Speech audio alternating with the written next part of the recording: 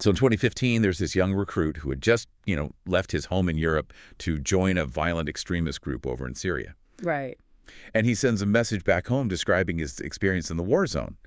But he didn't use religious terminology or some grand political manifesto. Instead, he used the language of a video game. Yeah, that case is just wild. It really is.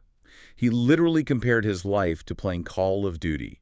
And he casually told his friends that if he died in combat, he would simply respawn in Jannah. Respawn. Exactly. Huh. Using the gamer term for, coming back to life, but combining it with the Islamic concept of paradise. It is an incredibly chilling distillation of how modern political violence operates. I mean, we are looking at individuals who are romanticizing real-world atrocities by blending these virtual fantasies with deeply lethal consequences. Yeah. They're aestheticizing violence, completely bypassing the traditional moral and psychological barriers that usually prevent human beings from killing one another. And that psychological bypass is exactly why the traditional geometric predictability of warfare is just gone. Like the standing armies, the defined borders, the uniforms, it's been completely subverted. Oh, absolutely. We're no longer just looking at states fighting states on a physical chessboard. We're looking at a borderless, asymmetric muddying of the waters, where the threat is often hiding in plain sight, utilizing the very tools of modern culture to spread its influence. It's a completely different paradigm. It is. And welcome, everyone, to the 14th deep dive in our Diplomacy and International Relations Summer Series. It is a pleasure to be here. Before we plunge into the complexities of today's topic, I want to take a brief moment to thank you, our listener, for joining us. If you value this level of analysis, please make sure to follow and subscribe on your favorite platform. Highly recommend it. And also, if you want to help keep this deep dive running and support the research that goes into it, check out the Patreon link in the description. Yes, definitely do that. Subscribing there unlocks a wealth of extra content, including our highly requested weekly and monthly briefings on Danish politics. We know many of you track international relations to better understand the domestic policy ripples across Europe. And those briefings are specifically designed to bridge that gap between the global and the local.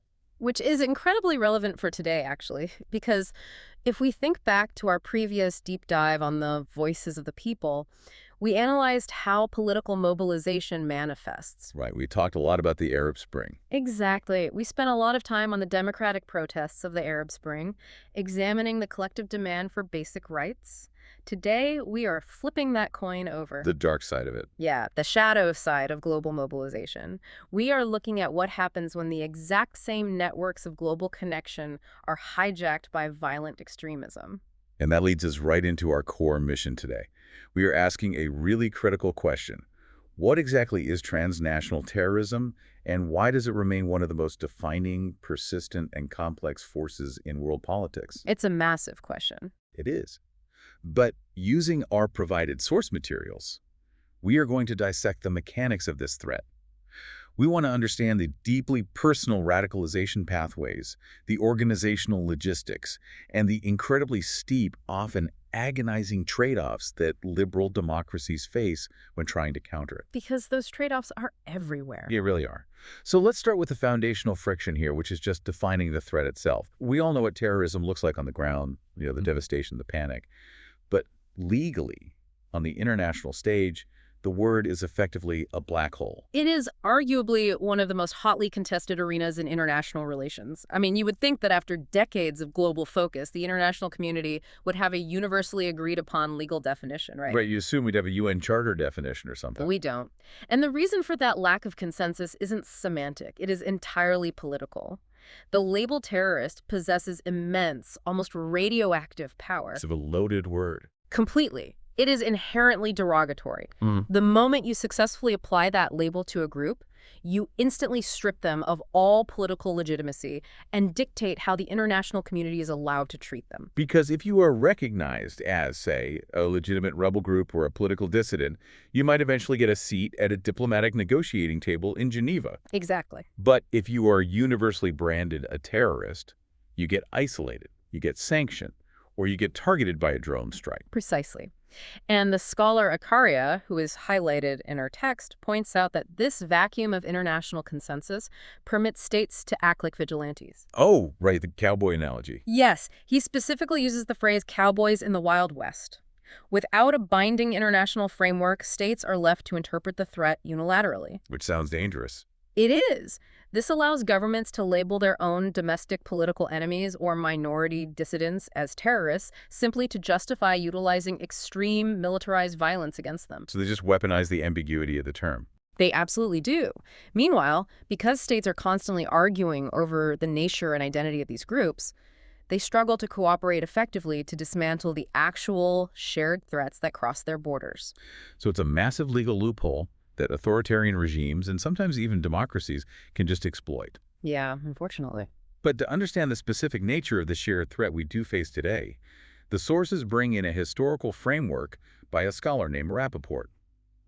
He categorizes the history of terrorist movements into successive waves to show how the motivations and methods evolve alongside global politics. It's a really useful framework. Right. For instance, he points out that at the end of the First and Second World Wars, we saw a massive surge in nationalist and anti-colonial groups. Then, as the geopolitical climate shifted into the Cold War, the wave evolved into a proliferation of anti-communist and anarchist movements. Moving with the times. Exactly. But right now, we are dealing with what Rappaport calls the fifth wave. Yes. And the fifth wave is fundamentally, inextricably linked to globalization. If you look at the previous waves, the anti-colonialists or the Cold War anarchists, they certainly had transnational aspirations, but they were limited by the technology of their era. You didn't have the internet. Right. They couldn't instantly broadcast a manifesto to 1 million people or instantly transfer funds across 5 different banking jurisdictions. Yeah. The fifth wave is a direct product of and a violent challenge to the architecture of our modern, hyper-connected world. Okay, let's unpack this, because the sources describe a kind of shadow globalization. And when I try to visualize how groups like Al-Qaeda or the Islamic State operate, the old analogy was always a multinational corporate franchise, like a fast food chain. Yeah, the McDonald's of extremism. Exactly. But honestly, looking at how decentralized they are, a better analogy might be open source software, like Linux. They aren't a corporation with a CEO directing local branch managers. They are writing an open source code for violence. That is a much more accurate and, frankly, terrifying analogy. Because if we connect this to the bigger picture and analyze how Al-Qaeda pioneered this fifth wave, as detailed by scholar Peter Mandeville in our text, their unprecedented success didn't come from micromanaging every single attack from a cave in Afghanistan. They couldn't have. No, they couldn't. It came from utilizing global technology to distribute a global mythology and a highly adaptable global ideology. The mythology was built on the perceived triumph of spectacular cinematic attacks against the United States like 9/11. Right. The strategy was to demonstrate that the world's sole superpower could be struck, hoping to draw them into costly, draining overseas military conflicts. So they write the code, the ideological justification, and the tactical blueprint, and they upload it to the global consciousness. Yes. Then local groups, or even individuals, just download it, adapt it to their specific local grievances, and execute it. Exactly. They essentially franchise their brand, but without the strict corporate oversight. Al-Qaeda financially, logistically, and materially assisted smaller, pre-existing local insurgencies that were willing to take on the Al-Qaeda brand name. Oh, I see. By doing so, the core organization could claim responsibility for a massive geographic spread of violence. But the genius, if we can use that word for something so destructive, was the ideological narrative. What was the narrative? They created a unifying narrative that portrays Muslims worldwide as a single monolithic community of victims constantly facing Western oppression. This narrative serves as the glue linking a hyperlocal land dispute in the Sahel to a feeling of alienation in a Paris banlieue. Wow. So it scales a localized political grievance into this cosmic apocalyptic struggle. Exactly. But this raises a major question about quality control, or, well, more accurately, about the people who are actually downloading this ideological code. What does a typical transnational terrorist look like? Because if you consume a lot of Western media, you probably have a very specific stereotype image in your head. Oh, definitely. And our source material actively dismantles that stereotype. The text takes an unequivocal stance here. There's absolutely no single terrorist profile. Not at all. None. The idea that we can algorithmically identify a future attacker based on their demographic background is a total myth. The individuals who join these groups span the entire human spectrum. They can be incredibly wealthy or entirely destitute. Really? Yeah. They can be teenagers or individuals in their 50s. They're male and female. They include highly educated university engineers and individuals who never finished high school. I mean, I have to imagine that causes a massive headache for domestic intelligence agencies trying to build predictive models. It does, and the history of counterterrorism is littered with failed and frankly absurd attempts to create behavioral profiles based on lifestyle choices. Oh, like what? Well, the text highlights a notorious example from the early days of counterterrorism profiling by the New York Police Department.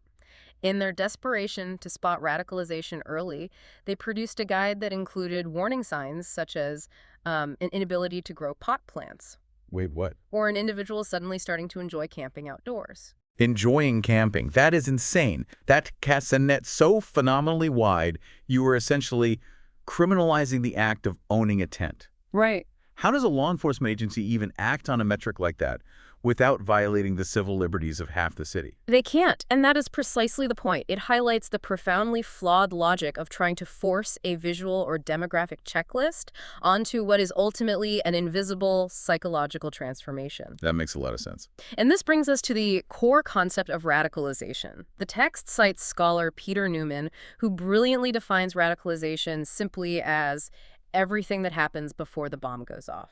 Everything that happens before the bomb goes off. Yeah. A great definition. It is, because it is not a sudden overnight epiphany. Yeah. It is a highly dynamic, individualized, and often slow-burning psychological pathway. Okay, so if we strip away the bank accounts, the educational background, and the camping trips, what is the actual common thread? What makes an engineer and a high school dropout both susceptible to this open source code of violence? The research indicates the vulnerability is almost entirely psychological and emotional. At its core, radicalization is often driven by a profound, agonizing quest for identity and a desperate desire for greater significance in the world. A search for meaning. Exactly. When an individual is experiencing acute alienation or a crisis of meaning, and you combine that personal void with a strong, generalized empathy for people who are suffering globally, even if the recruit themselves is living a comfortable life, that creates the perfect storm. Huh. So they feel bad for others, but they're also lost themselves. Right. The individual becomes highly receptive to extremist messages because those messages offer an absolute black and white solution to the world's injustices, while simultaneously offering the recruit a heroic role in that solution. It's the promise of absolute certainty in a very confusing world. But wait, what about the narrative of the lone wolf? We hear this constantly. Whenever there is a devastating attack by an individual who isn't officially on a terror watch list or holding a membership card to a known group, the media immediately labels them a lone wolf. Does that concept fit into this radicalization model? It is one of the most pervasive myths, and our text explicitly busts it. The true lone wolf, meaning an individual who self-radicalizes in a complete social vacuum with zero external contact or influence, is statistically exceptionally rare. Wait, really? But we hear about it all the time. We do. They receive a disproportionate amount of media coverage because the idea of an undetectable, isolated monster is terrifying. Right. So if they aren't isolated, how are they getting radicalized without tipping off the authorities? Because the primary drivers of radicalization are intensely social and often hidden within mundane relationships. Research overwhelmingly shows that an individual is vastly more likely to join a violent organization if they have friends, family members, or close peers who are already involved. Oh, wow. Or even just people who openly express supportive views of the ideology. It is about pure dynamics. Even in the digital age, where radicalization happens on forums or encrypted apps, it is still a social ecosystem. Right. They're receiving validation, encouragement, and a sense of belonging from a digital community. They are never truly alone in the process. That makes the challenge so much more insidious. The recruitment vectors aren't necessarily shadowy figures in trench coats. They are a person's immediate social circle or their digital echo chamber. Exactly. So once an individual is brought into this ecosystem, how are they psychologically rewired to justify mass casualties? Because the leap from seeking personal significance to detonating a vest in a crowded market requires a massive dismantling of basic human empathy. It does. It requires the construction of a strictly binary worldview, one that violently separates humanity into two irreconcilable categories. Us versus them. Completely. Groups like the Islamic State achieve this by co-opting and twisting global religious language. They divide the entire globe into two distinct camps. On one side, they construct what they call the world of Islam, which they define exclusively as a utopian space of absolute goodness, where their hyper-extreme fundamentalist interpretation of religious law is flawlessly upheld. And anyone outside of that utopia. Everyone outside resides in the world of war. The world of war. Yes. This second camp is characterized entirely by oppression, corruption, and tyrannical leaders. There is no gray area. There is no room for neutrality, debate, or peaceful coexistence. It is a worldview that structurally demands constant conflict. Absolutely. And within that world of war, the ideology specifically identifies two categories of targets. First, they target the near enemy. Meaning local target. Yes. This usually refers to local governments, militaries, and police forces in the Middle East, North Africa, or Asia that the terrorists deem to be corrupt or apostate regimes cooperating with the West. Okay. And the second? Second, they target the far enemy, which refers to the governments and citizens of global powers primarily in the Western world. By utilizing this binary logic, they can take a very real, very local political grievance like corruption in a provincial government and paint it with a universal religious veneer. It elevates a local turf war into a universally mandated cosmic battle between good and evil. Precisely. Okay, I want to hit pause here, because we need to address a crucial reality check that the sources bring to the forefront. When we discuss the far enemy and the near enemy, the overwhelming media narrative in the West focuses almost exclusively on the far enemy attacks. Naturally. We think of transnational terrorism as a phenomenon that primarily targets Western cities and Western citizens. But the statistical reality completely upends that perception. The data shows that since 2001, the vast overwhelming majority of victims of transnational terrorism worldwide have been Muslims living in Muslim-majority countries. It is a critical, devastating point of fact that gets lost in the Western media cycle. The violence is overwhelmingly localized in terms of its victims. And this happens for a convergence of tactical and ideological reasons. Tactically speaking, it is simply much easier, cheaper, and faster for these organizations to strike less well-protected, softer targets in nations with weaker security infrastructure. Sure. It's much easier than it is to mount complex operations to breach the intelligence cordons of major Western capitals. It's the path of least resistance. Precisely. But the ideological justification for slaughtering the very people they claim to be fighting for goes right back to that binary worldview. How so? When mainstream Muslims resist jihadist violence, which the vast majority of the global Muslim population does, these terrorist groups instantly categorize them as unbelievers, traitors, or apostates. By redefining resisting Muslims as enemies of the faith, the organizations grant themselves the internal ideological permission to target them. The text explicitly notes that this twisted logic of worldwide oppression and permissible violence is widely and consistently condemned by Islamic scholars globally. It represents a fringe weaponization of the religion, but one that exacts a horrific toll primarily on its own supposed constituents. So we have this open source ideology, a radicalization process rooted in a search for meaning, and a binary worldview that justifies violence primarily against local populations. Yes. But how does the violence actually function on a strategic level? Because the text argues that the destruction itself is only half the equation. The physical attack is fundamentally a communicative act. It is a violent, blood-soaked broadcast. Here's where it gets really interesting. Terrorism is a form of coercive communication.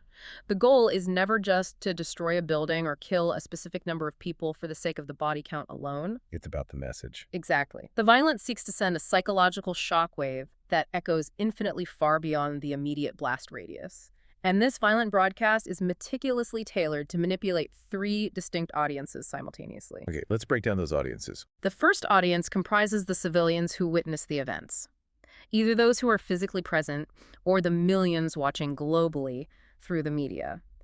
The primary communicative goal for this audience is the installation of paralyzing fear and the disruption of daily life. Okay, that's audience one. The second audience is the governments of the targeted states. The violence is a provocation designed to humiliate the state, highlight its inability to protect its citizens, and forcefully demand a reaction. Right. And the third? And the third audience is the pool of potential supporters and recruits. For them, the attack is a demonstration of power, capability, and resolve, designed to attract them to join the winning side. And the specific strategy they choose, where they attack, and who they target, dictates which of those three audiences they are prioritizing. Absolutely. The sources outline a few distinct operational approaches. Let's look at the strategy of the global shock. The text specifically points to the 2015 Islamic State attacks in Paris. Now, if you were fighting a war against the French state, traditional military logic says you attack a military base, a government ministry, or infrastructure.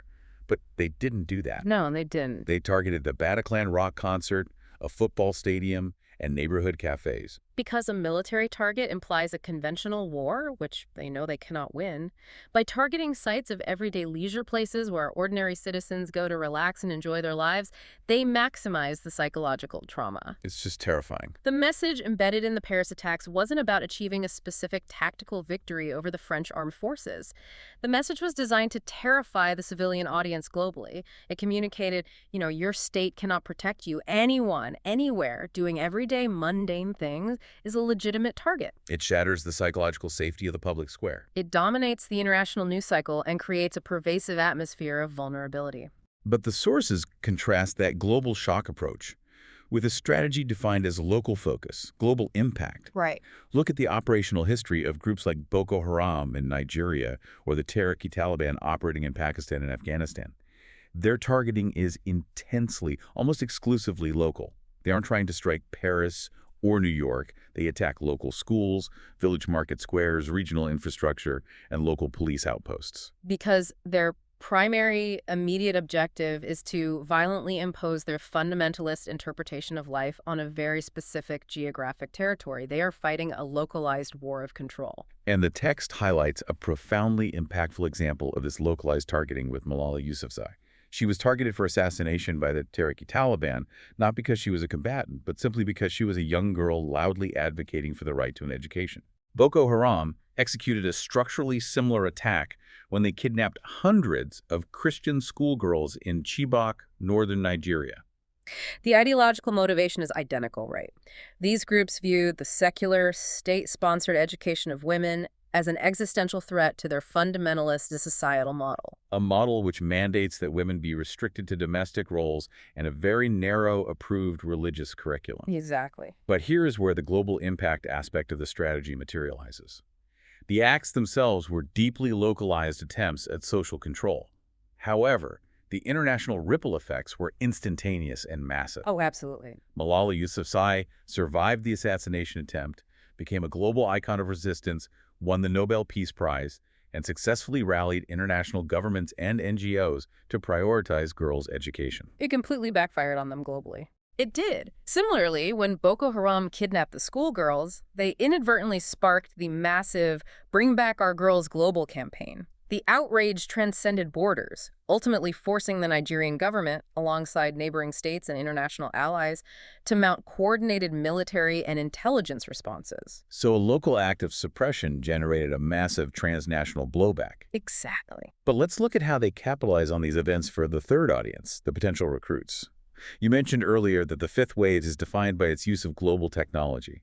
The text details how groups like the Islamic State use the internet not just to broadcast their ideology, but to engineer a highly polished myth of success.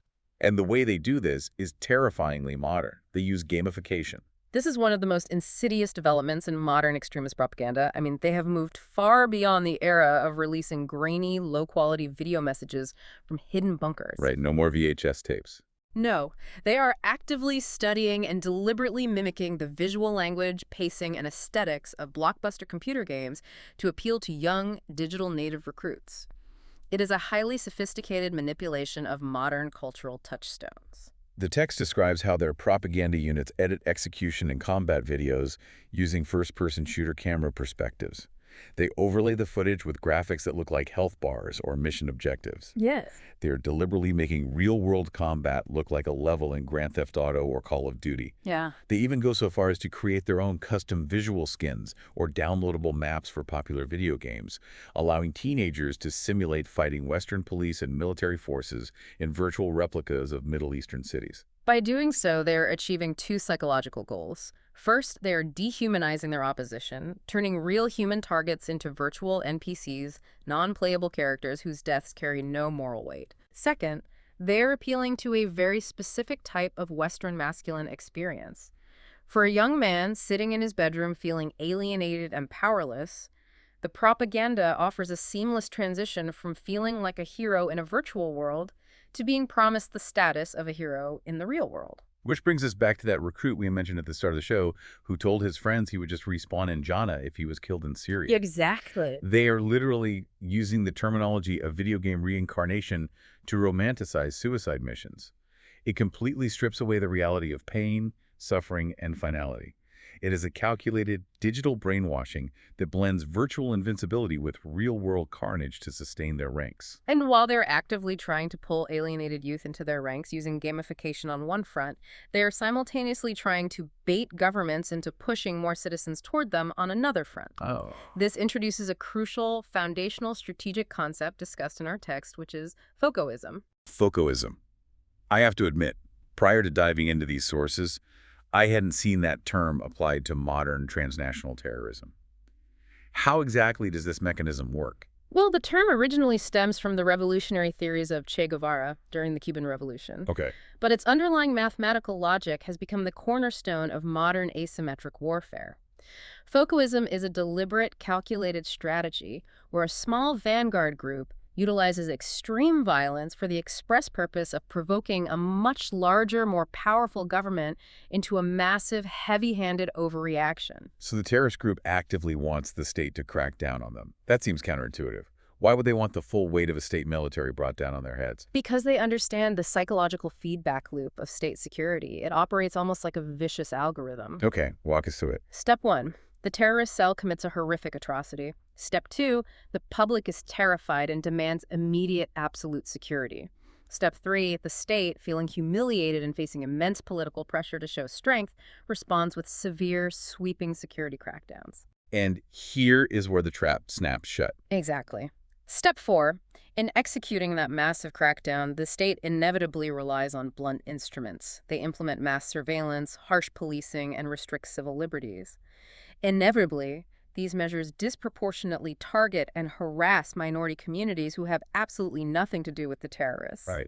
Step 5, these marginalized communities feel alienated and oppressed by their own government.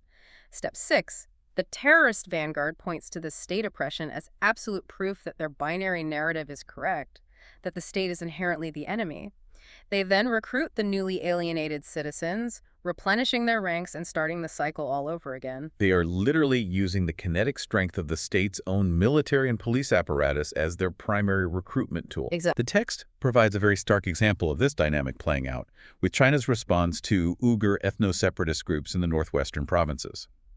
A small number of violent attacks by these groups provoked the central Chinese government into instituting massive, sweeping, and internationally condemned crackdowns on the civil liberties and human rights of the entire Uyghur population in the region. Yes. The terrorists inputted violence, and the state outputted systemic oppression, fulfilling the terrorist narrative. And it is absolutely vital to understand that this dynamic is not solely a vulnerability of authoritarian regimes. It is a profound, constant challenge for liberal democracies as well. How so? The sources explicitly note that European counterterrorism policies are frequently criticized by human rights advocates and legal scholars for falling into this exact reactionary trap. When European nations face genuine terror threats, the immediate, intense political pressure to prevent the next attack often results in hastily drafted legislation and policing strategies that end up broadly and disproportionately impacting Muslim communities across Europe. Which brings this entirely home for the listeners who follow our briefings on Danish politics. Yes, absolutely. We see this play out in the Folketing constantly. The debates over counterterrorism legislation, the implementation of border controls, the debates around the Indonesian Intelligence Service, PET, and surveillance versus privacy. It all revolves around this central tension. It's a very delicate balance. It is. The balancing act between ensuring public safety and maintaining the foundational civil liberties of a free society is incredibly fragile. Critics constantly argue that when European states overreach, when they alienate minority youth through aggressive stop-and-search policies or discriminatory rhetoric, they risk providing the exact, localized grievances that extremist groups need to fuel their open-source recruitment narratives. It is the ultimate strategic trap. The terrorist organization knows it cannot defeat a Western state militarily on a battlefield. Therefore, their goal is to force the state to defeat itself morally, politically, and socially from within. Man. Okay, we have mapped out The definitions, the psychological radicalization, the chilling gamification of their propaganda, and the dangerous feedback loop of Foucaultism. Now, I want to shift our analytical lens. We need to look at the nuts and bolts of how these groups actually function day to day. Let's do it. I'm going to ask you to conceptually put on your analyst hat for a moment. Let's do a simulated interview here. Okay, I'm ready. Let's look at the logistics. If I am an intelligence officer trying to dismantle one of these groups, how do they organize? Are we dealing with a traditional military hierarchy with generals giving orders to lieutenants? If you approach this threat looking for a traditional top-down hierarchy, you will be swinging at shadows. They do not operate like a conventional army, and that is their greatest logistical strength. They employ what we can call a decentralized plug-and-play approach. Plug and play. Yes. To understand this, the text highlights a famous defining debate in the academic security field between two prominent scholars, Mark Sageman and Bruce Hoffman. Break that debate down for us. In the mid-2000s, there was a deep disagreement about the true nature of al-Qaeda and the Fifth Wave. Bruce Hoffman argued that al-Qaeda still functioned largely like a corporation or a traditional terrorist organization, with a centralized leadership core that directly commanded and controlled global operations. Okay, so a traditional structure, and what did Sageman think? Mark Sageman, on the other hand, argued that the threat had evolved into something entirely different. He characterized it as a leaderless jihad. Sageman argued that it had become a loose-knit, amorphous social movement driven by horizontal networks rather than vertical hierarchies. And as the decades have progressed, whose model has proven more accurate? The reality today overwhelmingly demonstrates that Sageman's leaderless model is the dominant operational reality. These organizations take full advantage of new technologies, encrypted communication apps, and the open-source ideological framework we discussed earlier. They operate as dispersed, highly autonomous cells. So there isn't a single boss coordinating the global timeline. Rarely. And this decentralization makes them incredibly resilient to traditional counterterrorism tactics. How does that make them resilient? Well, in a traditional hierarchy, if you capture or eliminate the general, the entire chain of command collapses. But in a leaderless network, if you take out a high-ranking figurehead in the Middle East, a local cell in Europe or Southeast Asia doesn't stop operating because they were never relying on that figurehead for daily tactical orders anyway. They are plugged into the global ideology, but they plan and execute locally. Which also means diplomacy is essentially impossible. Yeah. You can't negotiate a ceasefire because the person sitting across the table from you doesn't have the leverage or the communication channels to make the autonomous cells stop fighting. Exactly. But autonomy still requires capital. I mean, moving fighters, acquiring weapons, producing high-end video game propaganda, that requires massive funding. If they don't have a centralized treasury, where do they get the resources to pull this off? This is where we encounter the darkest, most lucrative intersections of globalization.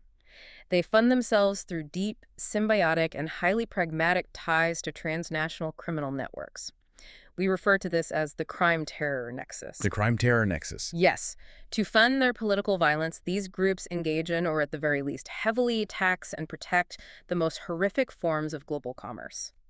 We are talking about the smuggling of narcotics, the illicit arms trade, the trafficking of human organs, and the horrific reality of human trafficking.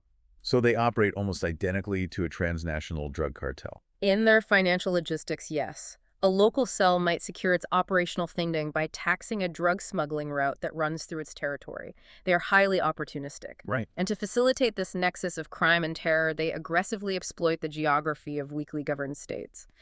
The text makes a very important distinction here between failed states and weakly governed states. What is the difference in practical terms? A totally failed state, where there is absolute anarchy and zero infrastructure, is actually quite difficult for a terrorist organization to use as a primary base. Because they can't get anything done either. Right. They need some level of functional infrastructure like roads, telecommunications, and banking access to operate globally. A weakly governed state, however, is the perfect host. It provides just enough infrastructure to function in the modern world, but the central government's law enforcement and security apparatus is too weak, too corrupt, or too politically compromised to effectively police its own territory. allowing the organization to bypass the state entirely. Exactly. The prime example cited in our sources is Pakistan during the years Osama bin Laden was hiding there. He wasn't hiding in a cave in an anarchist wasteland. He was living in a walled compound in a state that possessed nuclear weapons and a functional government, but whose internal governance and regional security apparatus could be bypassed, exploited, or subverted by the network. Wow. Which brings us to the ultimate agonizing paradox for the states trying to fight back. We have touched on FOCOism and the danger of state overreach, but how do small states like Denmark or other liberal democracies across Europe balance the need for security with the protection of civil liberties? It is incredibly difficult. It is arguably the most difficult tightrope walk in modern governance, and the margin for error is zero. The pressure on democratic institutions is immense. I can imagine. When a state implements broad counterterrorism measures like enhanced border checks, mass data surveillance, or aggressive profiling, the human cost is significant. The text highlights a study by researchers Blackwood, Hopkins, and Riker that details what they call a prototypical Muslim story in Europe. What does that entail? They document the systemic experience of innocent citizens facing discrimination, humiliation, and fear during routine encounters at European airports and border crossings simply because of their perceived demographic profile. That is the collateral damage of a panic security apparatus, Mm-hmm. and it plays right into the radicalization narrative of alienation. Exactly. But on the other side of the tightrope, democracies face intense, unyielding 2047 media scrutiny. When an attack occurs or a plot is uncovered, the public is terrified. And terrified publics do not ask for nuanced, long-term sociological intervention. Yeah, they want action now. They demand immediate, aggressive, and absolute security. The military ethicists in our text refer to this phenomenon as the Jack Bauer effect. Oh, named after the character from the television show 24. Yes, the show popularized the ticking time bomb scenario. The public psychology becomes obsessed with the idea that there is a bomb about to go off, and therefore any means necessary, including mass surveillance, the suspension of due process, or even enhanced interrogation and torture, are morally justified to stop it. Right. The Jack Bauer effect creates immense, almost irresistible political pressure for elected governments to employ harsh tactics to prove they are tough on terror. But the reality of intelligence gathering is rarely a clean ticking time bomb. It is murky data, false positives, and constitutional limits. Giving in to that television fantasy fundamentally compromises the rule of law. So this raises an important question. How should democracies respond when provoked? That is the crux of the entire discipline of counterterrorism. And the harsh truth is that if a democracy abandons its core values in the pursuit of absolute security, it effectively does the terrorists' job for them. It dismantles the very society it claims to be protecting. It's a self-inflicted wound. Yes. Our text provides a remarkably powerful historical example from Europe to illustrate the moral courage required to hold this line. We have to look back to the 1970s, during the era of the new left terrorist wave. Italy was facing a severe existential domestic terror threat from the Marxist-Leninist group known as the Red Brigades. They were highly active and incredibly violent. They were, and they executed a provocation of the highest possible order. They ambushed and kidnapped the incredibly popular, deeply respected former Italian Prime Minister Aldo Moro. I mean, a sitting democratic state having its former leader taken hostage by an armed network. The national trauma must have been unimaginable. The pressure on the Italian security services to find him at any cost must have been absolute. The pressure was total. During the desperate investigation to locate the prime minister, a member of the security services suggested to the commanding officer, General Carlo Alberto Della Chiesa, that they had a suspected member of the Red Brigades in custody. Okay. The suggestion was made that they should use torture to extract the information needed to save Aldo Moro's life. It was the literal manifestation of the Jack Bauer ticking time bomb scenario. And what did the general do? General Dalla Chiesa refused. He rejected the use of torture outright, and his reported response has become legendary in security and ethical circles. He simply stated, "Italy can survive the loss of Aldo Moro. It would not survive the introduction of torture." Italy can survive the loss of Aldo Moro. It would not survive the introduction of torture. That is a profoundly chilling, yet incredibly inspiring statement of democratic resilience. It acknowledges the horrific cost of the violence, but refuses to surrender the soul of the state to stop it. It perfectly encapsulates the required mindset. You have to fight the threat, but the moment you adopt the lawless, violent methods of the adversary, the democracy falls, and the terrorists achieve their ultimate strategic objective. So what does this all mean? After exploring the dark psychology of radicalization, the open-source franchise model, and the precarious tightrope of democratic response, let's synthesize everything we've unpacked today. We've covered a tremendous amount of ground. Let's distill this deep dive down into 3 essential bullet point takeaways that our listeners can carry forward. Sounds good. I think the first major takeaway is that terrorism today must be understood as both inherently transnational and deeply political. We have to move past the idea that it is just senseless, chaotic violence. It is a highly calculated, communicative act. It rides the shadow of globalization, utilizing the exact same global networks of finance, digital communication, and transit that multinational corporations use to bypass traditional state borders and project an open-source global ideology. Absolutely. The violence is a broadcast. Takeaway number 2 focuses on the mechanics of the threat itself. Terrorist activity today is shaped by a toxic, highly combustible mix of global ideology and local opportunity. They operate on a decentralized, plug-and-play organizational model that makes them incredibly resilient to traditional military strikes. Yes. Furthermore, we must recognize how they manipulate modern culture, specifically the chilling gamification of violence using video game aesthetics to recruit vulnerable, alienated individuals, promising them a twisted sense of significance and identity. And our third and final takeaway is about prevention and response. Listeners must remember that state overreaction is not an accident. It is a deliberate trap set by the terrorists through the strategy of Foucaultism. That feedback loop. Exactly. Effective prevention requires the incredibly difficult task of balancing human security with the absolute preservation of civil liberties. We must ensure that counterterrorism policies, whether in Denmark, the broader EU, or globally, do not alienate and punish law-abiding citizens. Because stigmatizing minority communities simply hands terrorist networks a massive propaganda victory and directly aids their future recruitment. Those are 3 vital pillars to keep in mind the next time you see breaking news about global security or debates about domestic surveillance laws.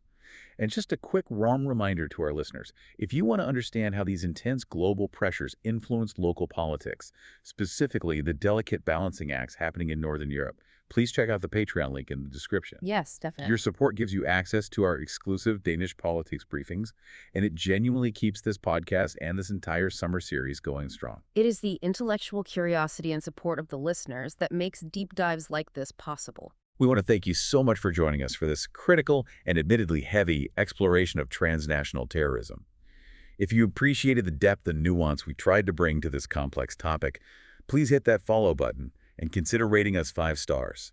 It truly is the best way to help the show reach a wider audience of curious minds like yours. And you will want to make sure you are subscribed, because our next episode in the summer series is going to tackle a completely different yet equally borderless global challenge, which is the environment and climate change. It's going to be a fascinating pivot from the shadow of globalization to the physical limits of our planet. But before we leave you today, we want to leave you with a final, lingering thought to mull over. We started this deep dive talking about the traditional chessboard of warfare, the standing armies, the borders, the ingrained idea that state militaries are the ultimate and only defense against global threats. Right. But given everything we have explored today, given that transnational terrorism fundamentally relies on creating a rigid, binary, us versus them worldview, and given that it feeds off social alienation and state overreaction, it raises a provocative thought. What's that? Could it be that state militaries, while necessary for immediate physical defense and intelligence gathering, are not actually the long-term solution? If the terrorists' ultimate weapon is dividing society and shattering social cohesion, could everyday acts of solidarity, interfaith dialogue, and resilient civil society resistance by ordinary people actually be the most powerful long-term counterterrorism weapons we have? Are ordinary united citizens the ultimate defense against shadow networks? Something to think about. Until next time, keep diving deep.